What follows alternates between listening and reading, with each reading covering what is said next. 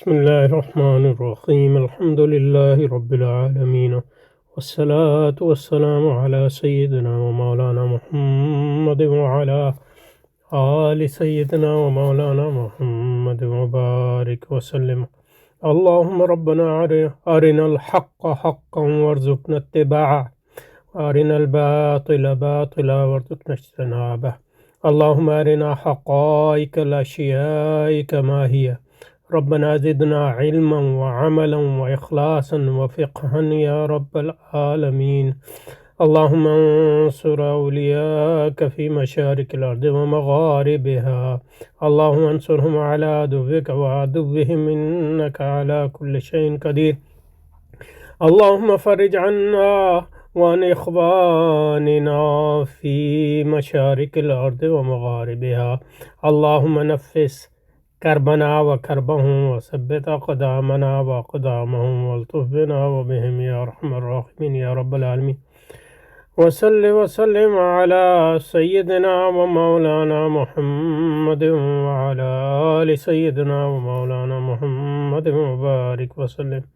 سبحان ربك رب العزة عما يصفون وسلام على المرسلين والحمد لله رب العالمين برحمتك يا أرحم الراحمين. آمین آمین یا رب العالمین. اچھا جی، یہ کر رہے تھے تصور آزادی کے اسلام کاری. لبرل فکر سے متاثر مسلمان کہتے ہیں کہ آزادی کا مفہوم لوگوں کو انسانوں کی غلامی سے نکال کر خدا کا غلام بنانا. یہ بالکل غلط بات ہے. اب اس میں ایک اہم مسئلہ جو ہے تعریفات کا ہے. آزادی کے معنی کا کیا ہے؟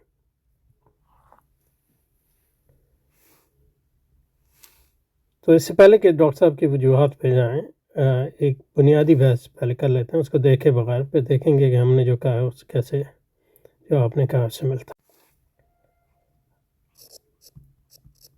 آزادی ایک اصطلاح ہے، اس میں تو کوئی شک نہیں. یا اس کے اصطلاحی معنی کی بات کریں. اصلاح یعنی مابعد طبیعت میں بھی ہے، طبعیات میں بھی ہے، اور اخلاقی اور سیاسی فلسفے میں بھی ہے. یہاں ہم بنیادی طور پہ اس کی بات کر رہے ہیں، لیکن یہ کہ ظاہر ہے جو بھی اخلاقی اور سیاست ہے وہ آپ کی مابعد طبیعت پر بھی ڈیپینڈ کرتی ہے. تو اصطلاحات ان علوم میں، علوم کہنا چاہیں، تاریخی طور پہ بدلتی رہتی ہیں. یہ ایک بات ہے. دوسری بات یہ ہے کہ اچھا جو اصطلاحات بدلتی ہیں، اب ذرا اس میں اس کو انگریزی میں کہتے ہیں ڈائگریشن ہوگا، یعنی بحث سے ذرا براہ راست کا تعلق نہیں ہے، لیکن یہ اچھا ہے سمجھنا. اصطلاحات جو ہیں وہ تاریخی طور پہ جب تک ان میں تغیر ہوتا ہے تو وہ تغیر دو قسم کا ہوتا ہے. ایک تغیر تو یہ ہوتا ہے کہ ان کے معنی بدل رہے ہیں، لیکن بنیادی معنی جو ہے معنی میں تغیر آ رہا ہے، لیکن بنیادی معنی کو ثابت رکھتے ہوئے، یعنی بغیر. تو اس کا مطلب یہ ہے کہ اس اصطلاح کے تغیر کے باوجود بات ہم ایک جو چیز کر رہے ہیں، مثلا الف بے جس کے بارے میں بات کرنا ہے، اس کا جو ماصدق ہے وہ خود وہ ایک ہی رہتا ہے. سمجھے نا؟ جبکہ کچھ تغیرات ایسے ہوتے ہیں، معنی اتنے بدل جاتے ہیں کہ وہ جس چیز کی طرف ہم اشارہ کر رہے ہیں وہ بھی بدل جاتی ہے. تو پہلے الف کی طرف اشارہ کر رہے تھے، ماصدق اس معنی کا الف تھا، اب وہ بے ہو گیا. تو یہ دوسرا جو تغیر ہے وہ بہت بنیادی تغیر ہے، اور یہ ایک بات ہے. اچھا، اس میں دوسری بحث یہ ہے کہ مثلا اصلاحات کے بارے میں ایک بڑی مشہور بات ہمارے ہاں کہی جاتی ہے، اور صرف ہمارے ہاں نہیں، دوسری جگہوں پہ بھی، منطق میں بھی اور متعلقہ مباحث کے ضمن میں، کہ لا مشاہدہ فی الاصطلاح. اصطلاح سے ہم کیا مراد رہتے ہیں، اس پہ کوئی جھگڑا نہیں ہے. کیا مطلب؟ مطلب یہ ہے کہ آپ آزادی کے کیا معنی لیتے ہیں، میں کیا لیتا ہوں، اس پہ کوئی جھگڑا نہیں ہے. آپ آزادی کے ایک معنی اصطلاح کے طے کر لیں، اور پھر جو ہے اس سے کوئی فرق نہیں پڑتا کہ آپ آزادی کے معنی کیا لیتے ہیں، میں کیا معنی لیتا ہوں. جب ہم بحث کر رہے ہیں تو ایک معنی پہ اگر ہم جو معنی اس کے لیتے ہیں اس کو بیان کر دیں، اور اس کے نتیجے میں اس معنی پر اس بحث کے دوران کم از کم جو ہے ٹکے رہیں، یعنی کنسسٹنٹ رہیں، تو اس میں کوئی حرج نہیں ہے کہ آپ کسی چیز کے کیا معنی لیتے ہیں. لیکن یہ صرف یعنی نظری طور پہ درست ہے. عملی طور پہ جب آپ کسی علم یا بحث کی بات کر رہے ہیں تو اس بحث میں جو رائج معنی ہیں ظاہر ہے اسی پر آپ بات کر رہے ہیں، ورنہ مطلب یہ ہے کہ بحث کا عمومی جو ہے فائدہ نہیں نکلتا. اور تہذیبی طور پہ جو غالب معنی ہوتے ہیں وہ ان کو آپ نظر انداز نہیں کر سکتے. اب نہیں کہہ سکتے کہ آزادی کا مطلب عبادت ہے اور یا عبادت کا مطلب آزادی ہے، تو یہ مطلب یہ ہے کہ اس کا کوئی تک نہیں بنتا. گو کہ لامشاہۃ فی الاصطلاح کے قاعدے کو تلیں تو یہ جائز ہوگا، لیکن یہ کہ جو تہذیبی طور پہ معنی متعارف ہوتے ہیں ان کو آپ کو وہی معنی دینے چاہیے جو عام سمجھ میں، ورنہ مطلب یہ ہے کہ کمیونیکیشن یا تبادلہ. دوسری اور سب سے اہم بات اس میں یہ ہے کہ ہر ورلڈ ویو یا ہر نظریہ تو نہیں کہنا چاہیے، مطلب ہر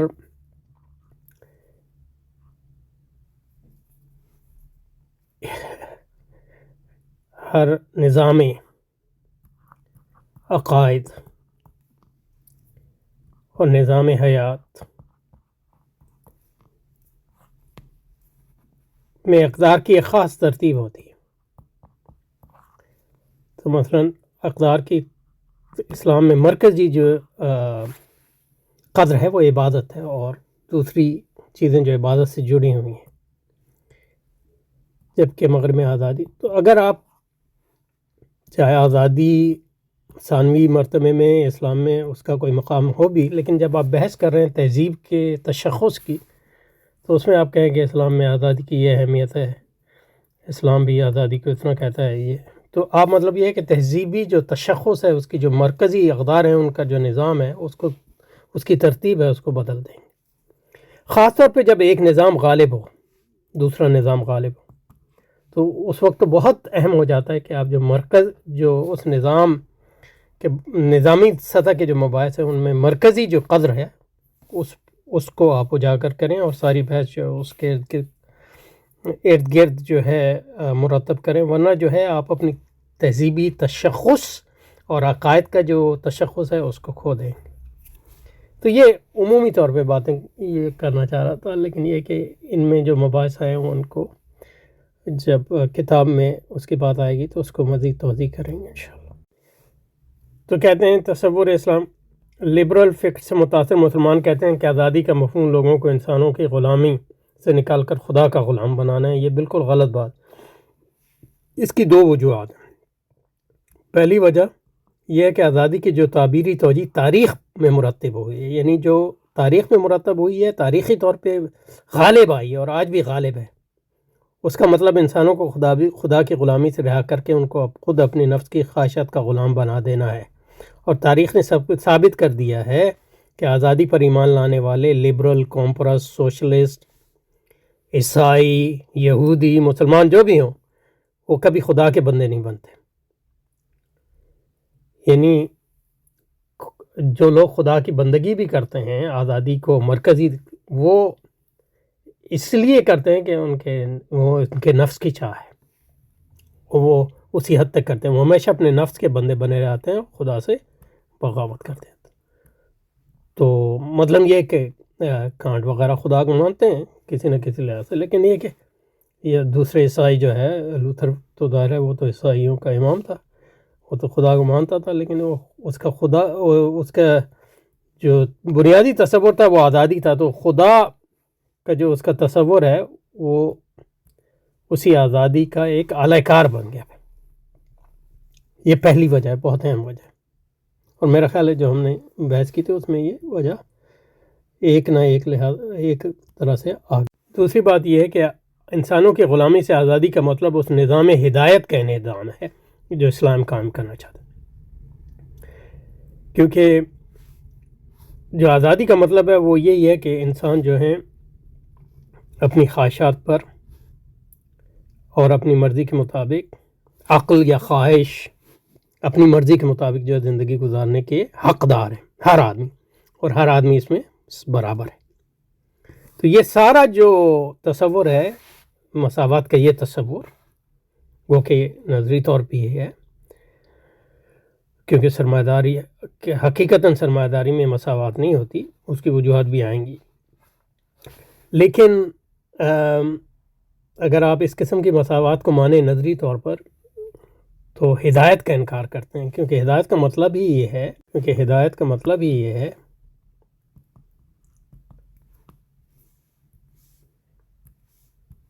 کہ مراتب ہیں، یعنی مراتب ہر جگہ ہیں، اور حفظ مراتب جو ہے اسلامی اخلاقیات کی بنیاد ہے، ہدایت کی بنیاد ہے حفظ مراتب. مثلا یہ کہ رسولوں کے درمیان قرآن میں فرمایا، صحابہ کے درمیان حفظ مراتب ہے، صحابیات کے درمیان تابعین، تبع تابعین، اور مسلمانوں کے معاشرے میں قرآن مجید نے 3 بتایا ہے. تو احسان والے ہیں وہ قلیل ترین ہیں، اور بیچ کے لوگ ہیں. تو یہ مطلب ایکسلنس والے ہیں جن کی نیکیاں جو ہیں ان کی برائیوں پہ چھائی ہوئی ہیں، اور یہ ہے جن کی نیکیاں اور برائیاں جو ہیں تقریباً آس پاس ہیں. اور پھر وہ جو ہیں اپنے نفسوں پہ ظلم کرنے والے، وہ جو ہیں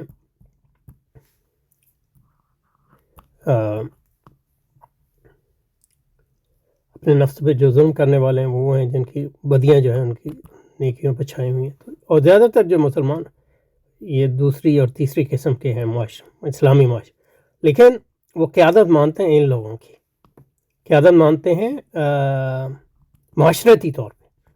یہ نہیں ہوتا کہ کوئی کہتا ہے ان کو، لیکن یہ کہ معاشرے میں جو ہے علم والوں کی عزت، تقوی والوں کی عزت جو ہے ایک فطری بات ہوتی ہے اسلامی میں. اسی کی بنیاد پہ لوگ جو ہے ان لوگوں کی طرف رجوع کرتے ہیں اپنے نفس کی کو پاک کرنے اور تزکیے کے لیے. اسی کو ہدایت کہتے ہیں، جن کے پاس علم اور تقوی زیادہ ہے، اور ان کی قیادت کو جو ہے فطری طور پر مانتے ہیں معاشرتی سطح پہ. جیسا کہ مغربی معاشروں میں فطری طور پہ وہ ان لوگوں کی قیادت کو مانتے ہیں جو مطلب یہ ہے کہ سرمایہ جمع کرنے کے ماہر ہوتے ہیں، یا اس کے وغیرہ وغیرہ. تو اگر آپ ان تینوں گروہوں کے درمیان حفظ مراتب نہیں کریں گے تو ایک معاشرہ جو تقوی اور ہدایت کی عبادت کی بنیاد پہ تقوی جو ہے معاشرہ جو ہے قائم نہیں ہو سکتا. دوسری یہ ہے کہ انسانوں کی غلامی سے آزادی کا مطلب نظام ہدایت کے اندر جو اسلام کام کرنا چاہتا ہے. اسلام ایک مساویانہ معاشرہ قائم نہیں کرتا. حفظ مراتب یعنی اگر آپ یہ نہیں پہچانتے فطری طور پہ، انٹیوٹیولی، وجدانی طور پہ، کہ ایک عالم، ایک عابد، ایک زاہد، ایک متقی، ایک مجاہد آپ سے بلند مرتبہ فائز ہے، اور اس کی صحبت اور اس سے فیض حاصل کرنا جو ہے آپ کی روح کی زندگی کے لیے ضروری ہے. تو مطلب یہ ہے کہ آپ مسلمان ہوں کہ نہ ہوں اسلامی معاشرہ نہیں قائم ہو سکتا. اسلامی معاشرہ وہی معاشرہ ہے جس میں لوگ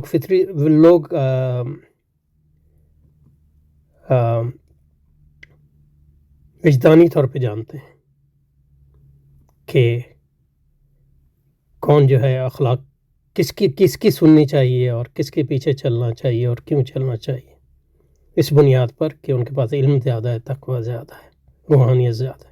تو اس لیے آپ مرشد کا تصور ہے، اور مرشد کا مطلب ہے ٹیچر، استاد علم ظاہر کا بھی، یعنی علم جسمانی علم کا بھی، جسمانی بدن کے بارے میں جو احکام ہے اللہ کے، اور روحانی بھی، اور قلب کی زندگی، اور قلب کی زندگی میں بنیادی طور پہ تو یہ دونوں طرح کے مرشد جو ہے وہ ضروری ہیں آپ کے، ورنہ اس کے بغیر جو ہے آپ نہیں کر سکتے، اسلام معاشرہ نہیں بن سکتا۔ تو وہ اسلامی معاشرہ ہے ہی نہیں جس میں لوگ یہ نہ پہچانتے ہوں کہ جو روحانیت والے لوگ ہیں، جو علم والے لوگ ہیں، جو تقوی والے لوگ ہیں، وہ آپ کے فطری قائد ہیں۔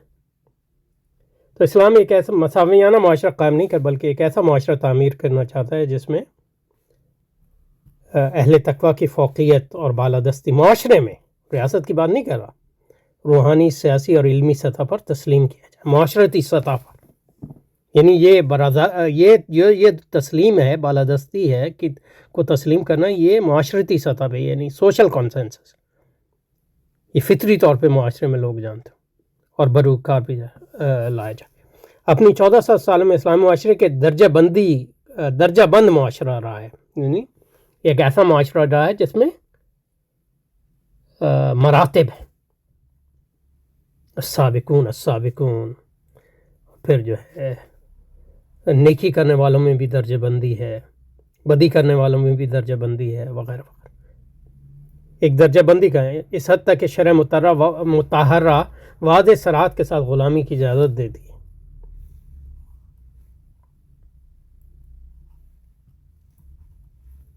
اور غلامی کے دائرے کے ذریعے ایک صدی کے اندر پورے مشرق وسطیٰ کو مشرف با اسلام کیا گیا، کیونکہ وہ غلامی کے ذریعے جو ہے لوگ اسلامی خاندان کا حصہ بن گئے۔ اور آج بھی اگر اللہ تعالیٰ میں فلسطین کشمیر تو ہم حربی کفار اور ان کے مسلم معاونین کو غلام، کیونکہ یہ غیر اسلامی مداہمت کو ختم کرنے اور اسلامی خاندانی معاشرت میں غیر اقوام کو ضم کرنے کا مؤثر ترین ذریعہ ہے۔ موالی کا نظام جو ہے، مثلاً اب جیسے ہمارے ہندوستان پاکستان میں موالی مطلب انصاری ہیں اور سید ہیں اور ہاشمی، ان میں زیادہ تر لوگ یعنی نسلاً سید اور انصاری نہیں ہیں، یہ موالی کے نظام، کیونکہ اس میں سسٹم یہ تھا کہ جو لوگ مشرف اسلام ہوتے تھے تو ان کو خاندان کا حصہ بنا دیا جاتا، اس کو کہتے ہیں ولائے اسلامی۔ تو جو انصاری ہیں ہمارے ہاں پورے زیادہ تر وہ لوگ انصار کے ہاتھ پہ مسلمان ہوئے تو انصار نے ان کو اپنے نام دے دیا۔ اور اسلامی فقہ میں جو موالی ہوتے ہیں ان کی وہی حیثیت ہوتی ہے، یعنی قبیلے کے فرد کی حیثیت ہوتی ہے۔ تو اس لیے اہل بیت کے جو احکام ہیں، اہل بیت کے بارے میں جو احکام ہیں، ان کے موالی کے بارے میں بھی یہ احکامات مختلف مذاہب ہیں۔ درجہ بند معاشرتی تنظیم کا جو دوسرا جواز اسلامی نظام ریاست ہے۔ یہاں سلطان ذل اللہ ہوتا ہے، یعنی سلطان کا مطلب ساورنٹی، ایک فرد نہیں، پوری اسلامی حکومت اور اسلامی ریاست۔ اس لیے اسلامی حکومت اور اسلامی ریاست کی حفاظت جو ہے اہم ترین، اتنے اہم معاملہ ہے کہ مثلا یہ کہ یعنی شیعہ تناظر میں امام خمینی نے فرمایا اسلامی ریاست کے بارے میں، اور ظاہر سنی تناظر میں تو یہ واضح ہے ہی کہ اگر مہدی بھی ہو تو مہدی کی حفاظت جو ہے اس سے زیادہ ضروری جو ہے اسلامی ریاست کی حفاظت ہے۔ اس کا مقصد یہی ہے، اس لیے مطلب یہ ہے کہ قرآن میں محاربین، اور محاربین کا مطلب ہے جو اسلامی ریاست کے خلاف بغاوت کرتے ہیں، ان کی اتنی شدید آپ قرآن میں پڑھ لیں سزا رکھی گئی ہے۔ تو درجہ بند معاشرتی زندگی جو دوسرا جواز اسلامی نظام، جہاں یہاں سلطان ذل اللہ ہوتا ہے، ملک کے باقی تمام اس کے رعایا ہوتے ہیں، یعنی اور قرآن رسول پاک نے فرمایا کلکم رائی، تم میں سے ہر کوئی رائی ہے، وکلکم مسئول عن رعیتہ، اور ہر کوئی کو کسی کا جو اس کی رعیت کے بارے میں اس کا سوال ہوگا۔ تو صرف یہ نہیں کہ سلطان ذل اللہ ہے، بلکہ وہ پورا نظام جو ہے، مطلب خاندان میں باپ ذل اللہ ہے، پھر ماں ہے، پھر وہ مطلب اور مطلب آپ کے مرشد ہیں، وغیرہ وغیرہ۔ عوام کی حکومت میں شمولیت کا کوئی جواز نہ امام ماوردی نے کبھی پیش کیا، نہ امام خلدون نے، نہ شاہ ولی اللہ رحمۃ اللہ علیہ۔ سلطان عوام کا نمائندہ نہیں ہوتا، نہ سلطان کا مطلب یعنی اسلامی ریاست، وہ کچھ بھی ہو سکتا، نہ عوامی نمائندگی کی عدالتی سب بندی کا کوئی تصور اسلامی سیاسی فکر میں موجود ہے۔ بعض اوقات جو ہے لوگ تصور پیش کرتے ہیں جو احادیث میں آیا ہے،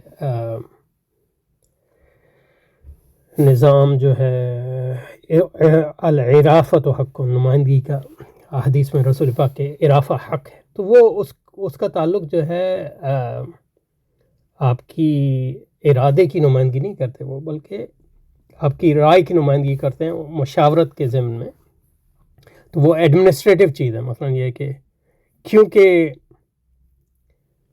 جو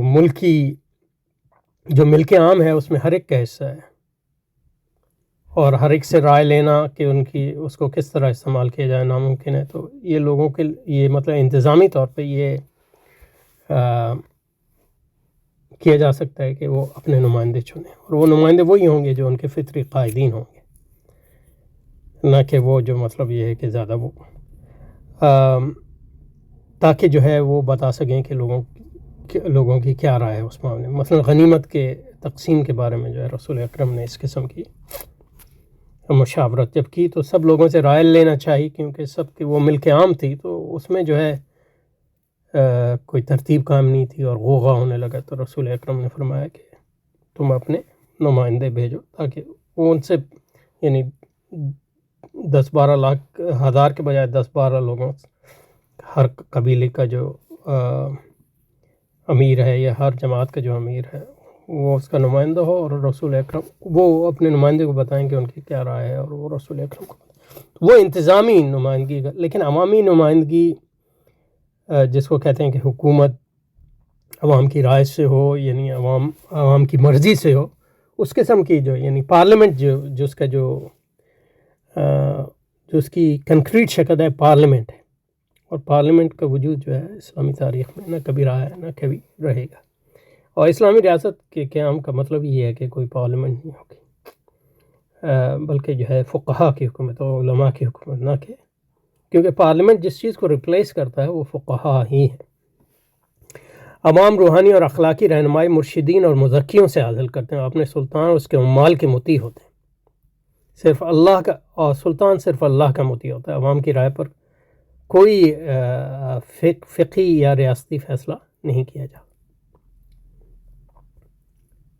اسلام آزادی کو بحیثیت ایک قدر کے کلیتاً اور صریحتاً رد کرتا ہے، کیونکہ اسلام کی بنیاد عبادت ہے، اور آزادی کے جو معنی ہیں معاصر سیاسی فلسفے میں اور مغربی تہذیب میں، وہ اس کا مطلب یہ ہے عبادت کی ضد۔ آزادی کیا ہے کہ میں کسی کا بندہ نہیں ہوں، اپنا بندہ خود ہوں، اور اگر میں خدا کو بندہ مانتا بھی ہوں یا نہیں مانتا تو وہ میری اپنی مرضی کے تابع ہے۔ ہر جمعے کو امام مسجد اعلان کرتا ہے وَيَنْهَىٰ عَنِ الْفَحْشَاءِ وَالْمُنْكَرِ وَالْبَغْيِ، اور بغض جو ہے، یہ بغض جو ہے اس کا مطلب آزادی ہی ہے۔ بغض کی جدید بغاوت جس سے آتا ہے بغض، ریبیلین کی آزادی بغض کی جدید سیاسی شکل ہے، اور اسلامی انقلاب اسی بغاوت کو ہمیشہ ختم کرنے کے لیے برپا کیا جاتا ہے۔ تو اس لیے مطلب یہ کہنا کہ اسلام بھی آزادی دیتا ہے، یہ بات کو نہ سمجھنے کا، اور اس کے نتیجے میں جو ہے اسلامی تہذیب جو ہے وہ تحلیل ہوتی ہے، کیونکہ اب اسلام کو بھی اگر آزادی کا ذریعہ بنا دیں گے تو آہستہ آہستہ اسلام جو ہے وہ مغربی آ جائے گا یا سرمایہ داری آ جائے گا، اور عبادت کو جو ہے آزادی کے اینکس سے سمجھا جائے گا، تو عبادت کے معنی جو ہے تحلیل ہو جائیں گے وغیرہ وغیرہ۔ اسی طرح مطلب یہ ہے کہ جدیدیت نے جو ہے مغرب میں اور مغرب سے باہر مذاہب کو جو ہے مسخ کیا جیسے، اور تباہ کیا، جیسے عیسائیت کو تباہ کیا، یہودیت کو تباہ کیا، اور ہندو مت کو بھی تباہ کر دیا۔ تو یہاں پہ رکتے ہیں انشاءاللہ، سبحانک اللہم۔ اس لیے مطلب اس میں بہت کلیئرٹی کی ضرورت ہے، اور یہی مطلب سب سے بڑا کنٹریبیوشن ہے ڈاکٹر جاوید انصاری کا، آزادی، اور پھر اس آزادی کو سرمایہ داری سے جوڑنا، یہ دو بہت بڑے کنٹریبیوشن ہیں۔ سبحانک اللہم و بحمدک، نشہد ان لا الہ الا انت، نستغفرک و نتوب الیک۔ وصل وسلم على سيدنا ومولانا محمد وعلى آل سيدنا ومولانا محمد وبارك وسلم. سبحان ربك رب العزة عما يصفون وسلام على المرسلين والحمد لله رب العالمين برحمتك يا أرحم الراحمين.